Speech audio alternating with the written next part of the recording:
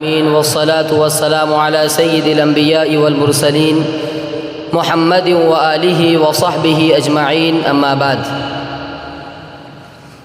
قال الله تبارك وتعالى في كلامه المجيد والفرقان الحميد: أعوذ بالله من الشيطان الرجيم. بسم الله الرحمن الرحيم. إنا نحن نزلنا الذكر وإنا له لحافظون. وقال النبي صلى الله عليه وسلم: خيركم من تعلم القرآن وعلمه، أو كما قال عليه الصلاة والسلام. معہد واضح رشید الاسلامی کے موقر اساتذہ اکرام اور اس مبارک محفل کے صدر جلسہ اور عزیز طلبہ، ہم سب جانتے ہیں کہ آج کا یہ جلسہ ان خوش نصیب طلبہ کے استقبال، حوصلہ مندی اور اظہار مسرت کے ضمن میں رکھا گیا ہے، جن طلبہ نے اس ترقی یافتہ دور اور پرفتن حالات میں دنیا کا فن حاصل کرنے کے ساتھ ساتھ قرآن مجید جیسی مقدس کتاب کو اپنے سینے میں محفوظ کر لیا۔ عزیز طلبہ،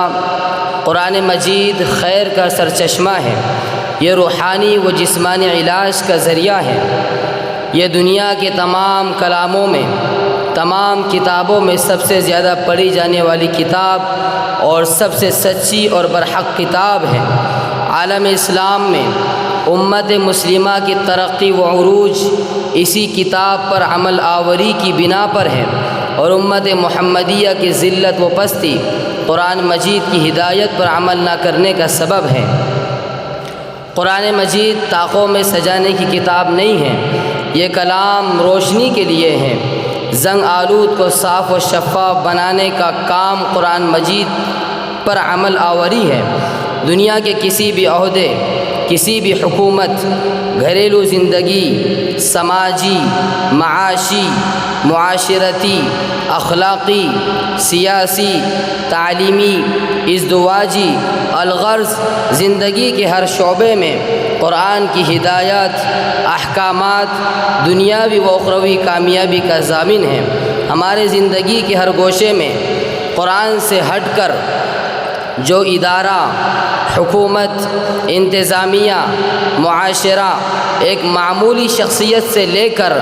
بڑی شخصیت تک جو بھی راستہ اپنائیں گا وہ گمراہی کا سبب ہوگا، ہمیں ناکام و نامراد بنانے میں اہم رول ادا کرے گا۔ اس کے علاوہ سارے راستے و ترکیبات و خیالات سب جھوٹے اور مکاری کے نمونے ہیں، جس کے بارے میں اللہ تبارک و تعالی نے ارشاد فرمایا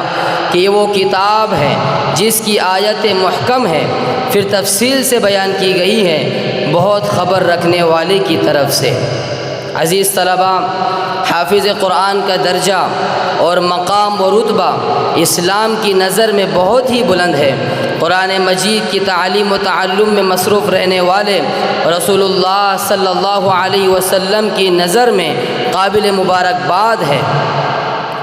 یہ وہی لوگ ہیں جو رسول اللہ صلی اللہ علیہ وسلم کی اور حدیث شریف کے مطابق یہ سب سے بہترین لوگ ہیں۔ چنانچہ ارشاد نبوی ہے کہ تم میں بہتر وہ ہے جو قرآن کو سیکھے اور دوسروں کو سکھائے۔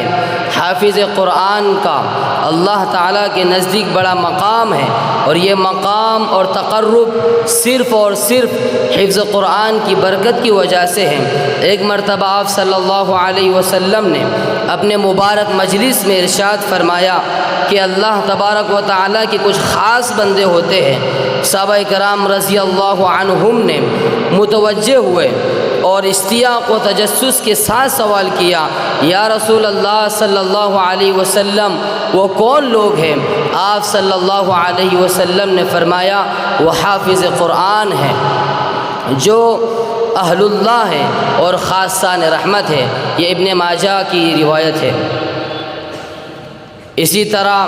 حافظ قرآن کی عزت و منزلت کا اندازہ نہیں لگایا جا سکتا۔ ان کی نسبت قرآن سے ہے، اور قرآن اللہ پاک کی کتاب ہے۔ دنیا و آخرت میں حافظ قرآن کی کامیابی و عزت صرف قرآن کی بنا پر ہے۔ قابل مبارکباد ہے وہ والدین کہ جنہوں نے اس ترقی یافتہ دور میں جہاں چاروں طرف مادیت و مفاد پرستی کا ماحول ہے، ہر انسان ترقی کی راہ اپنا کر چاند کو چھونا چاہتا ہے، ایسے ماحول میں اپنے بچے کو حفظ قرآن کی ترغیب دے کر یا صرف اللہ کی رضا کے لیے اپنے بچے کو قرآن یاد کرانا غیر معمولی قربانی نہیں ہے۔ اسی طرح قابل مبارکباد ہے وہ استاد محترم جنہوں نے ان طلباء کو بڑی محنت اور لگن اور انتھک کوشش سے قرآن مجید کا حافظ بنا کر اس مبارک محفل کی زینت بنا دیا اور اس مبارک مقام تک پہنچایا۔ حدیث شریف کے مطابق یہ وہی لوگ ہیں جو سب سے بہترین لوگ ہیں، یہ وہی اساتذہ ہیں جن کی دن رات کی محنت، مستقل کوشش، مستقبل کی فکر کرنے ان طلباء کی دنیا و آخرت کو سنوارنے میں اہم رول ادا کیا ہے۔ عزیز طلباء، آپ سب جانتے ہیں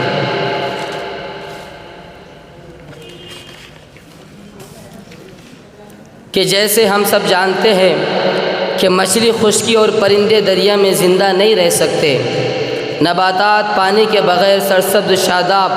اور انسان زمین چھوڑ کر سمندروں کی تہہ میں آباد نہیں ہو سکتے۔ ان سے واضح تر مثال میں کوئی بھی سواری اس کے چلانے والے کے بغیر چل نہیں سکتی، تو اس حقیقت سے بھی انکار نہیں کیا جا سکتا ہے کہ کوئی بھی کارواں امیر کارواں کے بغیر منزل کی جانب رواں دواں نہیں ہو سکتا۔ ممکن نہیں کہ کارواں منزل کو پا سکے، ممکن نہیں کہ کارواں منزل کو پا سکے جب تک نہ کوئی رہبر معتبر ملے۔ آج ہم جانتے ہیں کہ اس مبارک مجلس اور اس مبارک محفل کے جو صدر جلسہ ہیں، جن سے میری مراد معہد واضح رشید الاسلامی کے معتمد تعلیمات مفتی عبدالرحیم صاحب ندوی ہیں، میں حضرت مفتی صاحب سے بصد خلوص و احترام درخواست کرتا ہوں کہ جلسے کی صدارت کو آگے بڑھانے کی اجازت مرحمت فرمائیں۔ صدر جلسہ کی اجازت کے بعد میں اب تلاوت کلام اللہ کے لیے دعوت دیتا ہوں درج حفظ الف کے طالب علم محمد سجاد ابن مولانا بلال صاحب اشاعتی کو، وہ آئے اور تلاوت کلام اللہ سے اس محفل کا آغاز فرمائے۔ دنیا کی کتابوں میں قرآن چمکتا ہے، دنیا کی کتابوں میں قرآن چمکتا ہے، قرآن میں اللہ کا فرمان چمکتا ہے۔ معمول بنا لے جو قرآن کی تلاوت کو، معمول بنا لے جو قرآن کی تلاوت کو، اللہ کی نظروں میں وہ انسان چمکتا ہے۔ اعوذ باللہ من الشیطان الرجیم، بسم اللہ الرحمن الرحیم، لا يستوي أصحاب النار وأصحاب الجنة، أصحاب الجنة هم الفائزون۔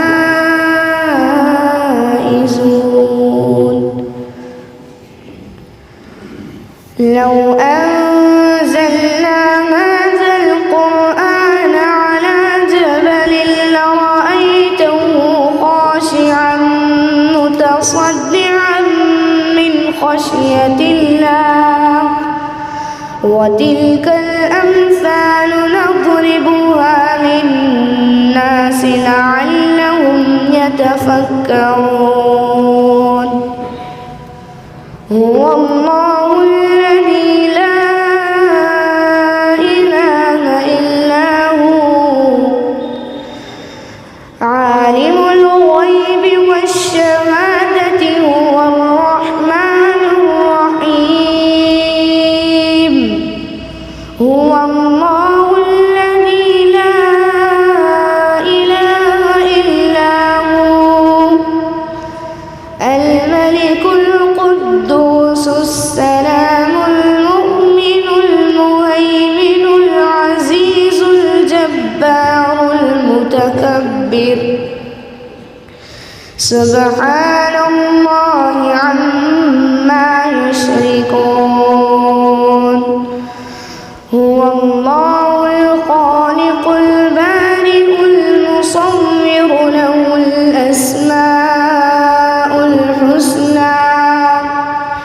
يسبح له ما في السماوات والأرض وهو العزيز الحكيم صدق الله العظيم۔ ماشاءاللہ یہ تھے محمد سجاد ابن مولانا بلال صاحب اشاعتی جو ہمارے سامنے تلاوت کلام اللہ پیش فرما رہے تھے۔ اس کے بعد نبی کریم صلی اللہ علیہ وسلم کی شان میں گلہائے عقیدت پیش کرنے کے لیے میں دعوت دیتا ہوں درجہ عالمیت کے طالب علم مزمل علی ابن صدر علی صاحب، وہ آئے اور نعت کلام پیش فرمائے۔ بسم اللہ الرحمن الرحیم۔ چاند دو ٹکڑے کیا سورج کو بھی لوٹا دیا، کہ چاند دو ٹکڑے کیا سورج کو بھی لوٹا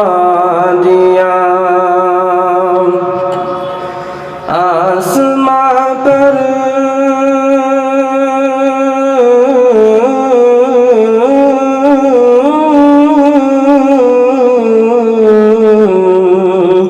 کہ آسماں پر بھی نبی نے معجزہ دکھلا دیا، چاند دو ٹکڑے کیا سورج کو بھی لوٹا دیا، حج دیا ایمان دیا قرآن دیا کلمہ دیا، کہ حج دیا ایمان دیا قرآن دیا کلمہ دیا، کیا بتاؤں کیا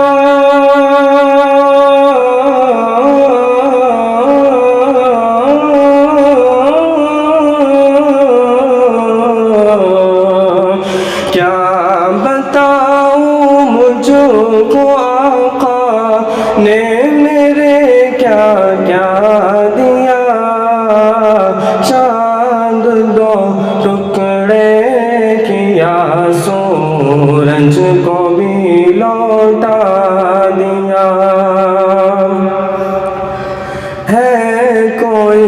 فاروق اعظم سا جہاں میں حکمران، کہ ہے کوئی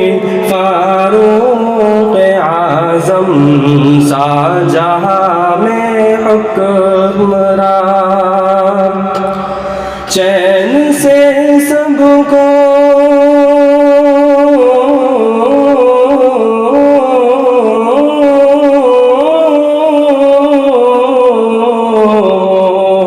چین سے سب کو سنایا اور خود پہرا دیا، چاند دو ٹکڑے کیا سورج کو بھی لوٹا دیا، صرف دولت سے نہیں ہوتی حرم میں حاضری، صرف دولت سے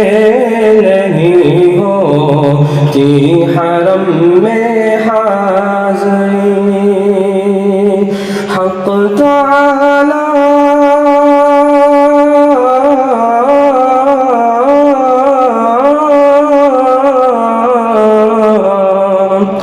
حق تعالی نے جسے چاہا اسے بلوا لیا، چاند دو ٹکڑے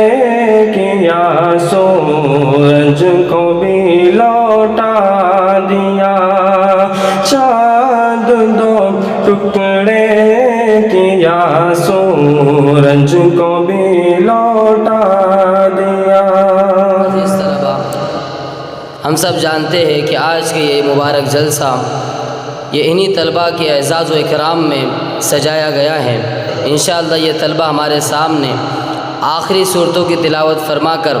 इंशाअल्लाह वो हुफ़्फ़ाज़ इकराम के ज़ुमरे में शामिल होंगे। तो हम इन तलबा से दरख्वास्त करते हैं कि वो आखिरी सूरतों की तिलावत फरमाएँ। अऊज़ु बिल्लाहि मिनश शैतानिर रजीम। बिस्मिल्लाहिर रहमानिर रहीम। क़ुल हुवल्लाहु अहद अल्लाहुस समद लम यलिद वलम यूलद वलम यकुल लहू कुफुवन अहद। बिस्मिल्लाहिर रहमानिर रहीम। क़ुल अऊज़ु बिरब्बिल फ़लक़ मिन शर्रि मा ख़लक़ व मिन शर्रि गासिक़िन इज़ा वक़ब व मिन शर्रिन नफ़्फ़ाथाति फ़िल उक़द व मिन शर्रि हासिदिन इज़ा हसद। बिस्मिल्लाहिर रहमानिर रहीम। क़ुल अऊज़ु बिरब्बिन नास मलिकिन नास इलाहिन नास मिन शर्रिल वस्वासिल खन्नास अल्लज़ी युवस्विसु फ़ी सुदूरिन नास मिनल जिन्नति वन नास। बिस्मिल्लाहिर रहमानिर रहीम। अल्हम्दुलिल्लाहि रब्बिल आलमीन अर्रहमानिर रहीम मालिकि यौमिद्दीन इय्याका नअबुदु व इय्याका नस्तईन इहदिनस सिरातल मुस्तक़ीम सिरातल लज़ीना अनअमता अलैहिम गैरिल मग़ज़ूबि अलैहिम वलद्दाल्लीन। बिस्मिल्लाहिर रहमानिर रहीम। अलिफ लाम मीम ज़ालिकल किताबु ला रैब फ़ीहि हुदल लिल्मुत्तक़ीन الذين يؤمنون بالغيب ويقيمون الصلاة ومما رزقناهم ينفقون والذين يؤمنون بما أنزل إليك وما أنزل من قبلك وبالآخرة هم يوقنون أولئك على هدى من ربهم وأولئك هم المفلحون صدق الله العظيم. اللهم آنس وحشتنا في قبورنا اللهم ارحمنا بالقرآن العظيم واجعله لنا إماما ونورا وهدى ورحمة اللهم ذكرنا منه ما نسينا وعلمنا منه ما جهلنا وارزقني تلاوته آناء الليل وآناء النهار واجعله لنا حجة يا رب العالمين آمين. अल्हम्दुलिल्लाह बिफ़ज़लिल्लाह ये खुश नसीब तलबा ज़ुमरे हुफ़्फ़ाज़ में शामिल हो चुके हैं। अब इनकी गुलपोशी के लिए मैं मुफ्ती नाज़िम साहब से दरख्वास्त करूँगा कि इन तलबा की गुलपोशी फ़रमाएँ। फ़ज़्ल खुदा से साहिबे ज़ीशान हो गया फ़ज़्ल खुदा से साहिबे ज़ीशान हो गया फ़ज़्ल खुदा से साहिबे ज़ीशान हो गया ज़ीशान हो गया ज़ीशान हो गया जो खुश नसीब हाफ़िज़ क़ुरआन हो गया जो खुश नसीब हाफ़िज़ क़ुरआन हो गया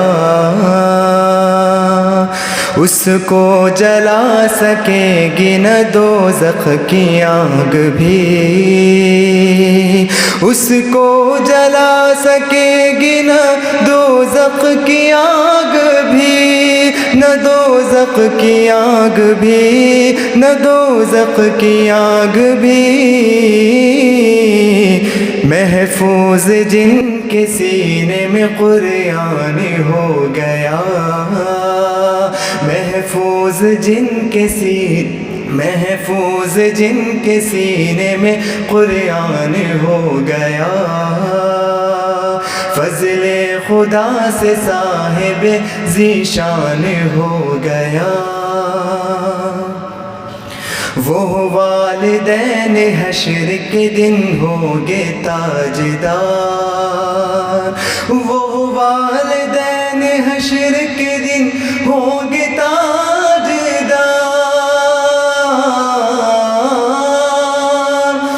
وہ والدین حشر کے دن ہوں گے تاجدار، ہوں گے تاجدار، ہوں گے تاجدار، جن کا دلارا حافظ قرآن ہو گیا، جن کا دلارا حافظ قرآن ہو گیا، فضل خدا سے صاحب ذیشان ہو گیا۔ 10 ایسے آدمی کو وہ جنت دلائے گا، جنت دلائے گا۔ 10 ایسے آدمی کو وہ جنت دلائے گا، جنت دلائے گا، جنت دلائے گا۔ دوزخ میں جن کے جان کا اعلان ہو گیا، دوزخ میں جن کے جان کا اعلان ہو گیا، فضل خدا سے صاحب ذیشان ہو گیا۔ حفظ قرآن پاک کی برکت نہ پوچھئے، ہاں نہ برکت پوچھئے، حفظ قرآن پاک کی برکت نہ پوچھئے، برکت نہ پوچھئے، برکت نہ پوچھئے۔ انسان جس کے فیض سے ذیشان ہو گیا، انسان جس کے فیض سے ذیشان ہو گیا، فضل خدا سے صاحب ذیشان ہو گیا۔ مصطفیٰ وہ حارث وہ شاہد یہ طالب علم، ہاں یہ طالب علم، مصطفیٰ وہ حارث وہ شاہد یہ طالب علم، ہاں یہ طالب علم، ہاں یہ طالب علم، فضل خدا سے صاحب ذیشان ہو گئے، ہاں یہ خوش نصیب حافظ قرآن ہو گئے۔ ان کو جلا سکیں گی نہ دوزخ کی آنکھ بھی، محفوظ ان کے سینے میں قرآن ہو گیا، فضل خدا سے صاحب ذیشان ہو گیا۔ اب ہم حضرت ناظم صاحب سے درخواست کرتے ہیں کہ وہ اپنے مواعظ حسنہ سے ہم سب کو مستفیض فرمائیں۔ الحمدللہ رب العالمین، والصلاة والسلام على سید الانبیاء والمرسلین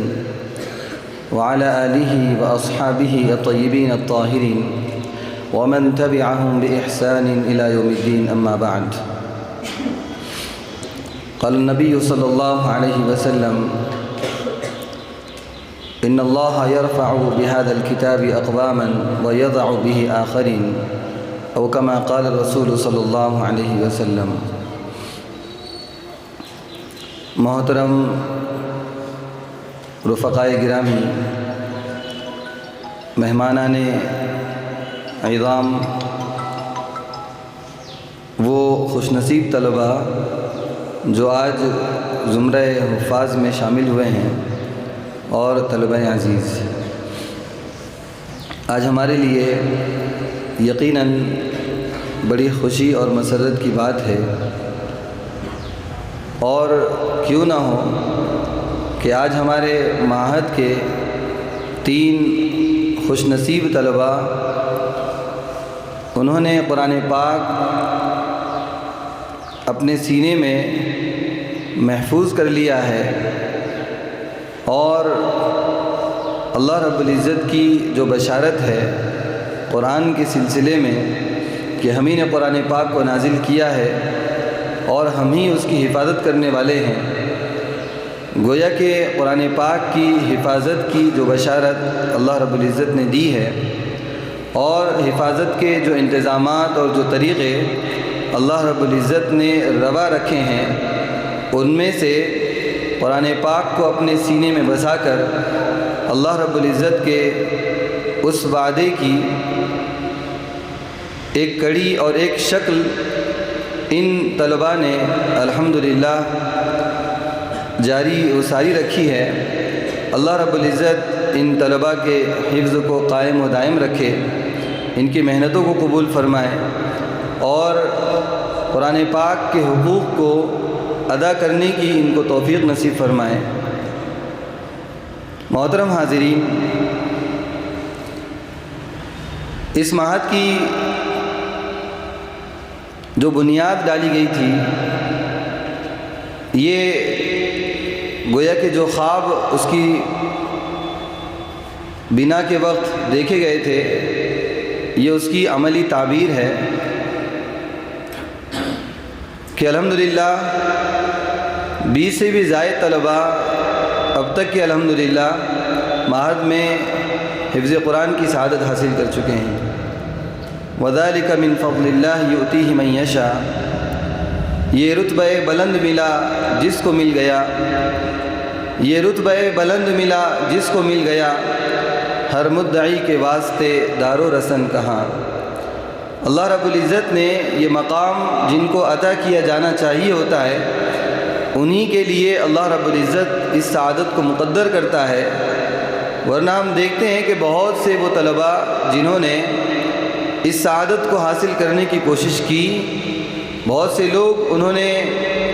اپنے طور پر محنتیں کی، لیکن وہ قرآن پاک کو اپنے سینے میں محفوظ نہیں کر پائے۔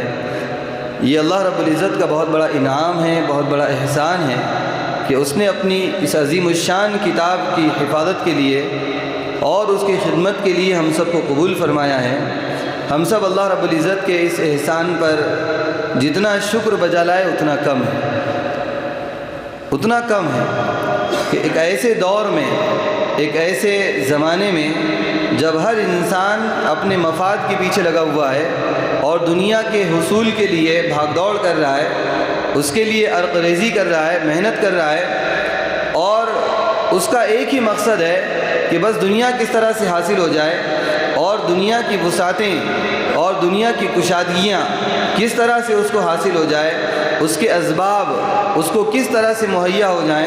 ایک بہترین گھر اس کے پاس میں ہو، بہترین سیلری ہو، بہترین مکان، بہترین گاڑی اس کے پاس میں ہو،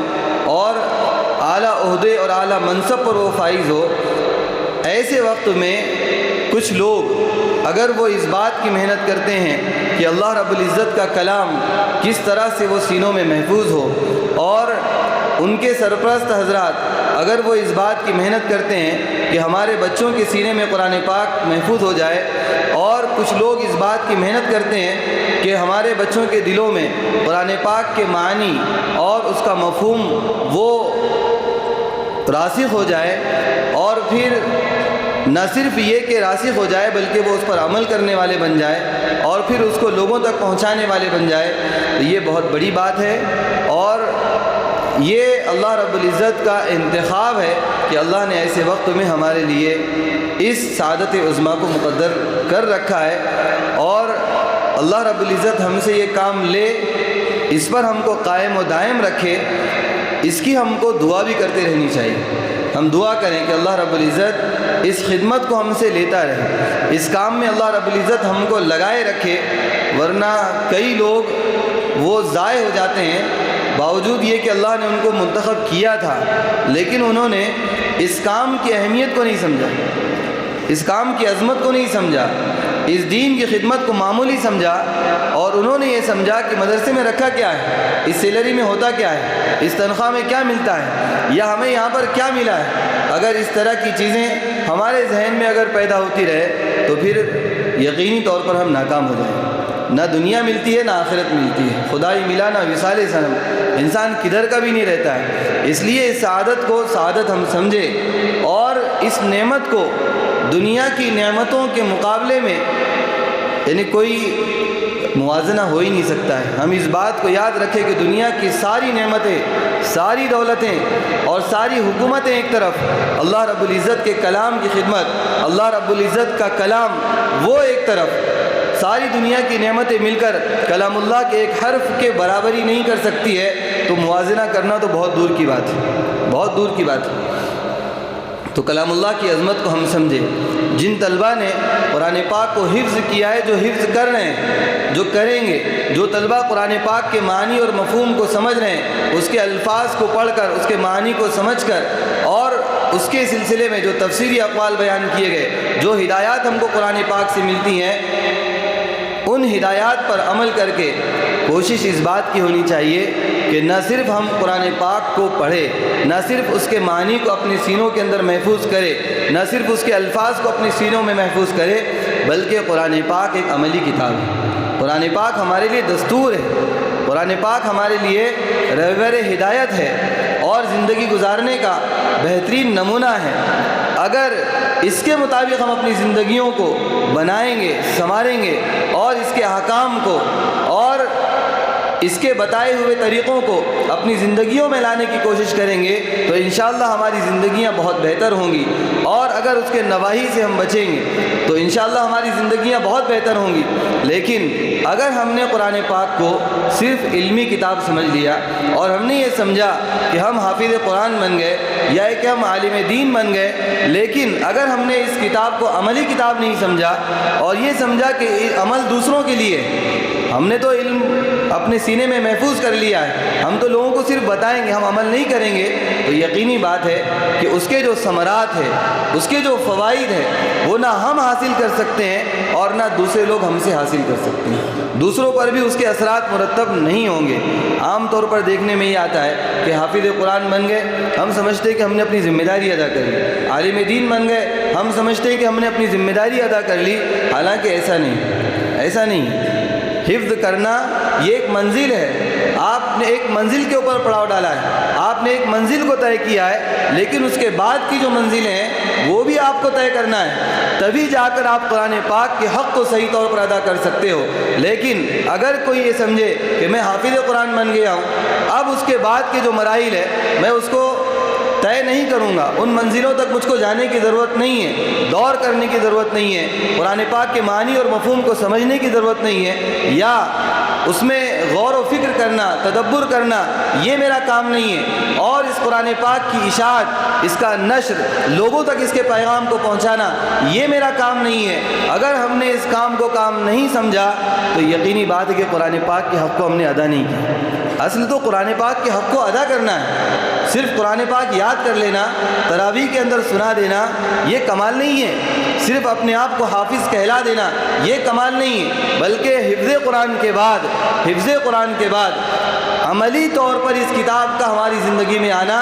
یہ کمال ہے، یہ کمال ہے۔ اور جب تک ہم اس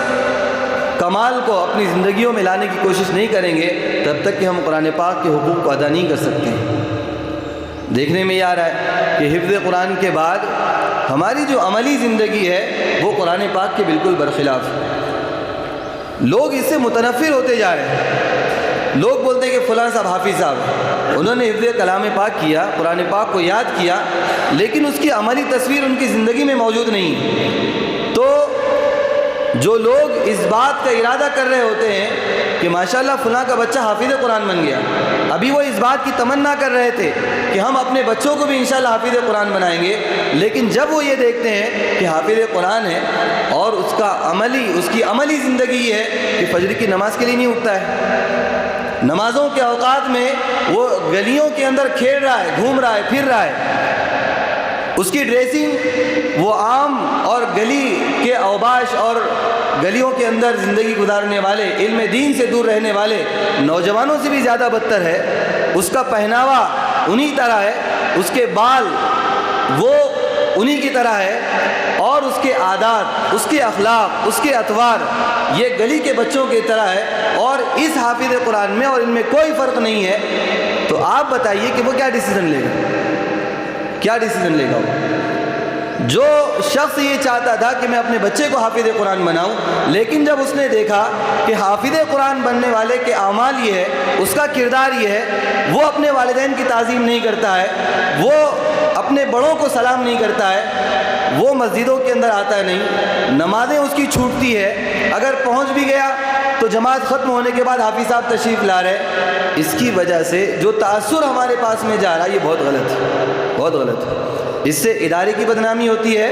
اس سے اساتذہ کی بدنامی ہوتی ہے، اور سب سے بڑی بات یہ ہے کہ اگر کوئی شخص دیکھ کر، ہمارے اعمال کو دیکھ کر، ہمارے کردار کو دیکھ کر اگر کوئی شخص متنفر ہو گیا اور اس نے یہ ارادہ کر لیا کہ میں چاہتا تھا کہ اپنے بچے کو قرآن پاک کی تعلیم دوں، لیکن اگر ہمارے اعمال و کردار کو دیکھ کر اگر وہ اس سے متنفر ہو گیا، اس سے دور ہو گیا،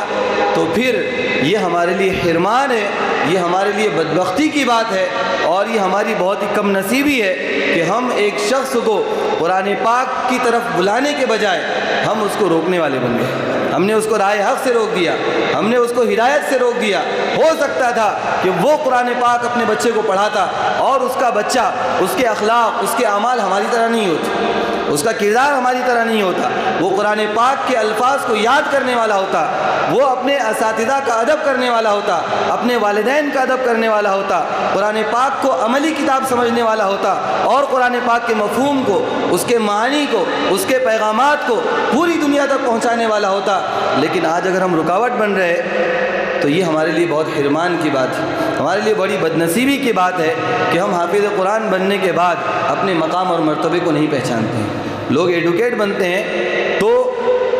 ظاہر کرتے ہیں کہ میں ایڈوکیٹ ہوں، کوئی جج بنتا ہے تو وہ بتاتا ہے اپنے طرز عمل سے کہ میں جج ہوں، کوئی انسپیکٹر بنتا ہے، اگر UPSC کے ایگزام کے اندر کوئی پاس ہوتا ہے وہ بتاتا ہے کہ میں IPS ہوں، میں یہ آفیسر ہوں، میں فلاں عہدے پر قائم ہوں۔ ہر انسان یہ بتاتا ہے کہ میں فلاں عہدے پر قائم ہوں اور اس عہدے کی حیثیت کو وہ جانتا ہے، لیکن افسوس کی بات ہے کہ حافظ قرآن بننے کے بعد، عالم دین بننے کے بعد ہم اپنے مقام کو نہیں جانتے ہیں، ہم اپنے مرتبے کو نہیں جانتے ہیں کہ ہم کس درجے پر فائز ہوئے، کون سا مقام ہم کو عطا کیا گیا، اللہ رب العزت نے ہمارا انتخاب کیوں کیا ہے، کس کام کے لیے اللہ نے ہم کو چنا تھا؟ کیا اسی لیے اللہ رب العزت نے ہم کو چنا تھا؟ کیا محلے اور گلی کے دوسرے بچے، شہر کے دوسرے بچے اور ضلع کے دوسرے لڑکے کیا اللہ رب العزت کو نہیں ملے تھے اس اہم مقام کے لیے چننے کے لیے؟ تو اللہ نے ہمارا انتخاب کیا ہے، اس انتخاب کی ہم لاج رکھیں، اس انتخاب کو ہم سمجھے کہ اللہ رب العزت نے یوں ہی اس کتاب کا علم ہم کو نہیں دے دیا، بلکہ اللہ رب العزت نے اس کتاب کا علم اگر ہم کو دیا ہے، اللہ رب العزت ہم سے محبت کرتا ہے، اللہ رب العزت ہم سے کچھ کام لینا چاہتا ہے، اس لیے اس محبت کا تقاضا یہ ہے، اور اللہ رب العزت کے اس انتخاب کا تقاضا یہ ہے کہ ہم اپنے حسن انتخاب پر اللہ کا شکر ادا کریں، اللہ کا شکر ادا کریں۔ دن میں اگر کئی مرتبہ اللہ رب العزت کا ہم شکر صرف اس بات پر ادا کریں کہ اللہ رب العزت نے حفظ قرآن کی دولت سے ہم کو نوازا ہے، تو میرے دوستوں ہم اس کے شکر ادا نہیں کر سکتے ہیں۔ دن میں کئی مرتبہ اگر ہم شکر ادا کریں، اور حقیقی بات یہ ہے کہ اس کا شکر، ہر نعمت کا شکر، اس کی ادائیگی کا طریقہ الگ ہوتا ہے۔ اگر اللہ رب العزت نے ہم کو کلام پاک کی سعادت اگر نصیب فرمائی ہے تو اس کا شکر یہ ہے کہ ہم قرآن پاک کی تلاوت کریں، اور قرآن پاک کی تلاوت حافظ قرآن کو کم از کم روزانہ 3 پارے کرنا چاہیے۔ ہر حافظ قرآن کو کم از کم 3 پارے روزانہ اس کو پڑھنا چاہیے، تبھی جا کر وہ صحیح معنی میں اس کے حق کو ادا کر سکتا ہے۔ نہیں بہت مجبوری ہے تو کم از کم 1 پارہ، آخری درجے میں ایک پارہ تو وہ اپنے معمولات کے اندر شامل کرے کہ انشاءاللہ میں ایک پارہ روزانہ تلاوت کروں گا، اور کیسے ترتیل کے ساتھ، تجوید کے ساتھ، اس کے پورے آداب کی رعایت رکھتے ہوئے، اور قرآن پاک کے جو مخارج ہے، اس کے جو صفات ہے، ان مخارج اور صفات کا خیال رکھتے ہوئے انشاءاللہ میں قرآن پاک کی تلاوت کروں گا۔ یہ عزم ہر حافظ قرآن کا ہو، ہر عالم بننے والا طالب علم وہ یہ طے کر لے کہ انشاءاللہ ہم ایک پارہ روزانہ تلاوت کریں گے۔ اور بھی جو لوگ ہیں وہ یہ سمجھے کہ بحیثیت مسلمان کے قرآن پاک کے حقوق ہمارے اوپر جو ہیں وہ قرآن پاک کی تلاوت بھی ہے، کہ ہم روزانہ اپنے معمولات کے اندر قرآن پاک کی تلاوت کو شامل کر لیں، ایک مقصد اپنا بنائیں کہ انشاءاللہ اتنا میں قرآن پاک کی تلاوت کروں گا۔ صحابہ کے بارے میں ہم سنتے ہیں، تابعین کے بارے میں ہم نے سنا ہے، فضائل قرآن میں ہم نے سنا ہے کہ صحابہ رضی اللہ عنہم اجمعین میں بعض صحابہ ایسے تھے کہ قرآن پاک کی 7 منزلیں اور ہر منزل ہر دن وہ پڑھا کرتے تھے، یعنی ہر ہفتے میں ایک مرتبہ قرآن پاک کا دور مکمل کیا کرتے تھے۔ بعض صحابہ ان کا تو معمول یہ ہے، بعض تابعین کا معمول یہ تھا کہ روزانہ 24 گھنٹے کے اندر ایک قرآن پاک مکمل پڑھ لیا کرتے تھے۔ تو کیا بات ہے، آج بھی وہی دن ہے، وہی رات ہے، وہ بھی انسان تھے، ہم بھی انسان ہیں، وہ بھی انسان تھے، ہم بھی انسان، وہ بھی کھاتے تھے، ہم بھی پیتے ہیں۔ دن ان کے لیے بھی 24 گھنٹے کا تھا، ہمارے لیے بھی 24 گھنٹے کا ہی ہے، لیکن کیا ہے اصل میں قرآن پاک کی جو محبت ہے، قرآن سے جو لگاؤ ہے، اللہ کی جو محبت ہے، اللہ سے جو لگاؤ ہونا چاہیے، اللہ سے جو تعلق ہونا چاہیے، اصل میں وہ تعلق کی ہمارے پاس میں کمی ہے۔ جو جذبہ ان کا تھا، ان جذبے کے اندر ہمارے درمیان اور ان کے درمیان میں کمی ہے۔ اور جو قرآن پاک کو عملی کتاب وہ سمجھتے تھے، ان کے سمجھنے میں اور ہماری سمجھ کے اندر فرق پیدا ہو گیا۔ اس لیے قرآن پاک کو ہم نے کیا کیا، مزین کی جانے والی کتاب، بہت مزین کر دیا ہم نے، اور بہترین جزدان اس کے لیے بنا لی، بہترین رحل اس کے لیے ہم نے تیار کر لی، اور قرآن پاک کے رکھنے کی جو جگہ ہیں ہم نے اس کو بہت اچھے سے کیا کیا، سجایا۔ لیکن قرآن پاک الماریوں کے اندر سجانے کی کتاب نہیں ہے، مردوں کے اوپر پڑھی جانے والی کتاب نہیں، اور گھر کی تعمیر کے وقت پڑھی جانے والی کتاب نہیں، بلکہ قرآن ایک عملی کتاب ہے، عملی کتاب ہے۔ اس کو سینوں میں بسانے کی ضرورت ہے، اس کو سینوں میں بسائیں گے تبھی قرآن پاک کے صحیح معنی میں اس کا حق ادا ہو سکتا ہے۔ اور پھر اب جو طلبہ جنہوں نے قرآن پاک کو حفظ کیا ہے وہ یہ سمجھے کہ ہم نے ایک منزل پار کی ہے، اب اس کا اگلا مرحلہ قرآن پاک کی قراءات کو پڑھنا، قرآن پاک کو ترتیل اور تجوید کے ساتھ میں پڑھنا، اور پھر اس کے بعد قرآن پاک کے اندر غور فکر کرنا، اس میں تدبر کرنا، اس کے معنی اور مفہوم کو سمجھنا، اور اس کے جو احکامات ہیں اس کو سمجھنا، اور پھر آخر میں یہ کہ اس پیغام کو لوگوں تک پہنچانا، یہ انشاءاللہ ہماری زندگی کا نصب العین ہوگا، یہ ہمارا کام ہوگا۔ اگر ہم یہاں سے فارغ ہونے کے بعد، یہاں سے حافظ قرآن بننے کے بعد دنیا میں کسی بھی میدان میں جائیں گے تو سب سے پہلے ہماری شناخت ایک حافظ قرآن کے ذریعے سے ہوگی، ہماری پہچان ایک حافظ قرآن اور عالم دین کے ذریعے سے ہوگی۔ ہماری دوسری شناخت بعد میں، ہم انجینئر بنے، بعد میں ہم ایڈوکیٹ بنے، وہ پہچان ہماری بعد میں ہو، لیکن ہماری سب سے پہلی پہچان یہ حافظ قرآن کی ہو۔ بہت افسوس کی بات ہے کہ ہمارے پاس حافظ قرآن بننے والے وہ اس اعزاز کو سمجھتے ہی نہیں کہ ہم کیا ہیں، ہماری حیثیت کیا ہے۔ جب باہر جاتے ہیں تو وہ ایسے بن جاتے ہیں، اپنے آپ کو ایسے ظاہر کرتے ہیں کہ لگے ہی نہیں کہ ہم حافظ قرآن ہیں، لگے ہی نہیں کہ علم دین سے ان کا کوئی رشتہ ہے۔ اور اس سے آگے بڑھ کر بعض لوگ تو یہ سمجھتے ہیں، شاید آر محسوس کرتے ہیں کہ ہم مسلمان بھی ہے یا نہیں، ہم مسلمان بھی ہے نہیں، اپنا پہناوا تبدیل کر دیتے ہیں، اپنی شناخت تبدیل کر دیتے ہیں۔ ایسے حافظ قرآن بننے کی ضرورت ہی نہیں ہے۔ اگر حافظ قرآن بننے کے بعد، اگر عالم دین بننے کے بعد، اگر ہماری شناخت اگر ہم کو اچھی نہیں معلوم ہوتی، اگر ہمارا پہناوا، ہمارا لباس، ہمارا چہرہ اگر ہمیں اچھا نہیں معلوم ہوتا ہے تو کون تعظیم کرے گا، کون تعظیم کرے گا؟ ظاہر سی بات ہے کہ جو انسان اپنی عزت نہیں کرتا ہے، جو اپنا اکرام نہیں کرتا ہے، دوسرے بھی اس کا اکرام نہیں کریں گے، دوسرے بھی اس کی عزت نہیں کریں گے۔ اس لیے حفظ قرآن کو ہم ساری چیزوں سے آگے رکھیں۔ قرآن پاک کی اہمیت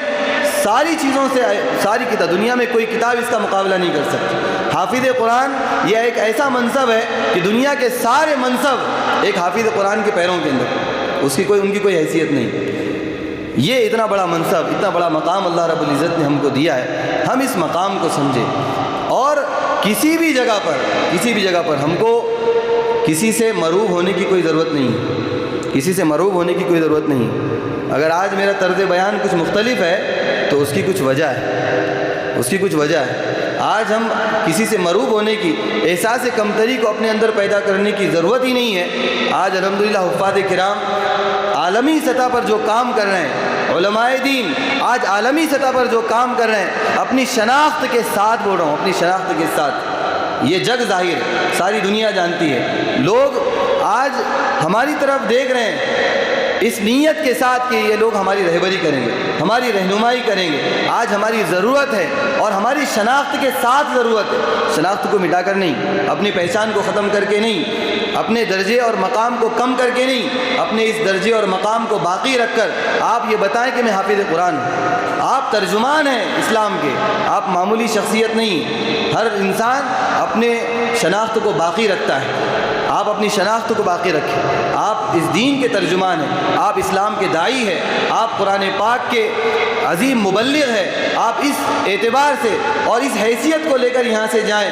تو انشاءاللہ دنیا آپ کے مقام کو سمجھے گی، آپ کا رتبہ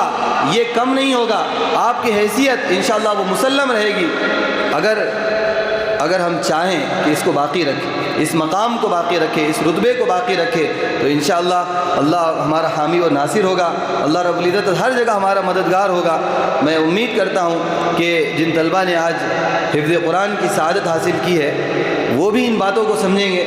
اور ان کے سرپرست حضرات بھی انشاءاللہ ان باتوں کو سمجھیں گے، اور ہم میں سے ہر حافظ بننے والا طالب علم، ہر عالم بننے والا طالب علم وہ اپنے علم کو فوقیت دے گا، اپنے حفظ قرآن، اپنے حافظ قرآن بننے کو انشاءاللہ وہ فوقیت دے گا، اپنے مقام کو سمجھے گا، اپنے مرتبے کو سمجھے گا، اور انشاءاللہ وہ قرآن پاک کا بہترین داعی اور بہترین مبلغ ہوگا، اور اسلام کا وہ خادم اور اسلام کا وہ سپاہی بنے گا۔ دعا دیتا ہوں کہ آج جن طلبہ نے حفظ قرآن کی سعادت حاصل کی ہے، اللہ رب العزت قرآن پاک کو ان کے سینوں میں محفوظ رکھے، اور قرآن پاک کے معنی و مفہوم کو سمجھنے والا بنائے، اور قرآن پاک کی تبلیغ و اشاعت کرنے والا ان کو بنائے۔ اللہ رب العزت ان کو ہم سب کی آنکھوں کا نور بنائے، ہم سب کی آنکھوں کی ٹھنڈک بنائے، بالخصوص جن اساتذہ نے ان پر محنتیں کی ہے، اللہ رب العزت ان اساتذہ کی محنتوں کو قبول فرمائے، ان کی قربانیوں کو قبول فرمائے، اور دنیا و آخرت کی سعادت، دنیا و آخرت کی کامیابی اللہ رب العزت ان اساتذہ کو عطا فرمائے کہ اتنے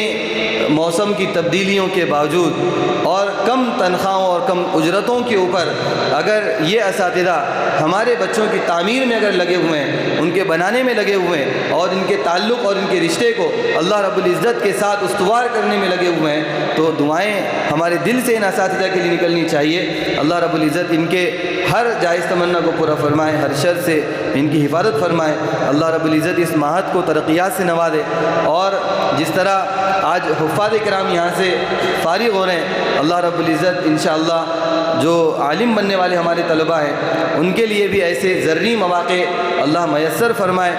اور ہر شر سے، حسد سے اللہ رب العزت اس ادارے کی حفاظت فرمائے، ہر مصیبت سے اللہ رب العزت اس ادارے کی حفاظت فرمائے۔ جتنے بھی معاونین ہیں اللہ رب العزت ان کے تعاون کو بہت زیادہ قبول فرمائے، اور جتنے بھی ہمارے کرم فرما، جتنے بھی حاضرین یہاں پر موجود ہے، سرپرستان جو یہاں پر موجود ہے، ان کی بھی اللہ رب العزت جائز تمناؤں کو پورا فرمائے، اور جو بننے والے حافظ بننے والے طلبہ ہیں ان کے لیے بھی اللہ رب العزت اس راستے کو آسان بنائے کہ بہت جلد انشاءاللہ وہ بھی زمرے حفاظ میں شامل ہوں۔ اور آج جو طلبہ نے سعادت حاصل کی ہے، ان سعید طلبہ کے اندر انشاءاللہ ان کا بھی شمار ہو۔ ان کلمات کے ساتھ اور انہی دعاؤں کے ساتھ میں اپنی بات کو ختم کرتا ہوں۔ وآخر دعوانا ان الحمدللہ رب العالمین۔ جزاکم اللہ خیرا و احسن الجزا۔ ہم اب آخر میں معہد واجی رشید الاسلامی کے اساتذہ کرام و طلبہ کی جانب سے ان خوش نصیب طلبہ کو مبارکباد پیش کرتے ہیں، اور خصوصی طور پر ان کے استاد محترم مولانا یونس صاحب ندوی کو بھی مبارکباد پیش کرتے ہیں، اور اسی طرح ہم آئے ہوئے تمام مہمان اکرام،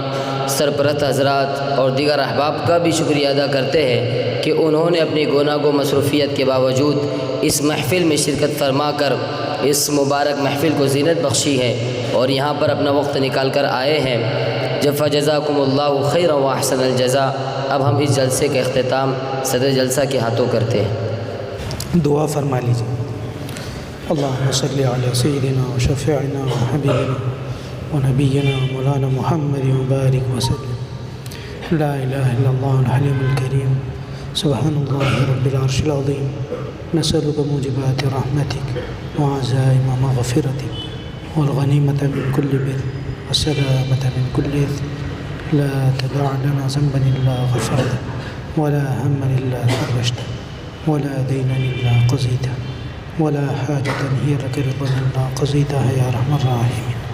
يا أكرم الأكرمين، نسألك الجنة ونعوذ بك من النار، يا حي يا قيوم برحمتك نستغيث، واصلح شأننا كله ولا تكلنا إلى أنفسنا طرفة عين، ربنا آتنا في الدنيا حسنة وفي الآخرة حسنة وقنا عذاب النار، ربنا تقبل منا إنك أنت السميع العليم وتب علينا إنك أنت التواب الرحيم، صلى الله تعالى على خير خلقه وعلى آله وصحبه أجمعين برحمتك يا أرحم الراحمين۔